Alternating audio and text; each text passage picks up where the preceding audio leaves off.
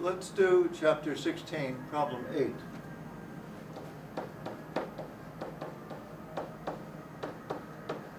So page 442, number 8. So a reading of the problem: calculate the Schwarzschild radius of the black hole at the center of the galaxy using 4 times 10 to the 6 solar masses for the mass. How many AU is the Schwarzschild radius? Notice this has part A and part B, and always we must do both parts. Now, a black hole is a mass that's condensed to such a small radius that its gravitational force is so strong that light cannot escape from its surface. And the radius of a black hole is given by 2gm over c squared. And g is 6.67 times 10 to the minus 11, the gravitational constant. And here we're given that the mass is 4 times 10 to the 6 solar masses.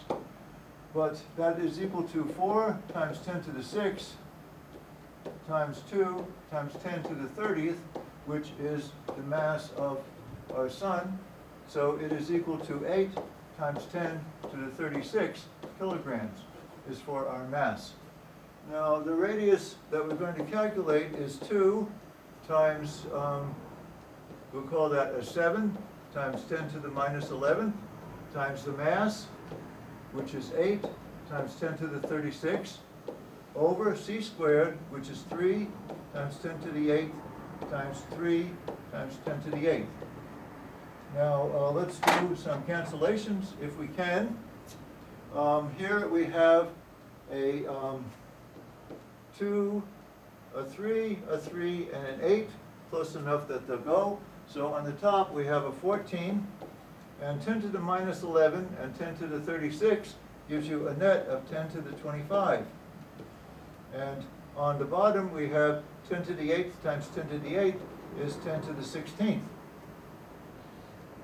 So if we have a 10 to the 25 on top and a 10 to the 16 on the bottom, then that's 14 times 10 to the 9th meters is the radius of the black hole at the center of our galaxy if it has a mass of 4 million solar masses.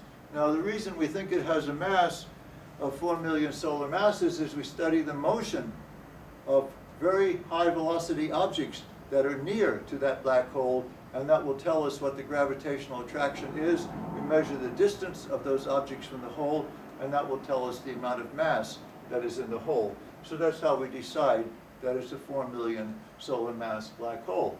So the next thing they want to know is, what is this distance in astronomical units?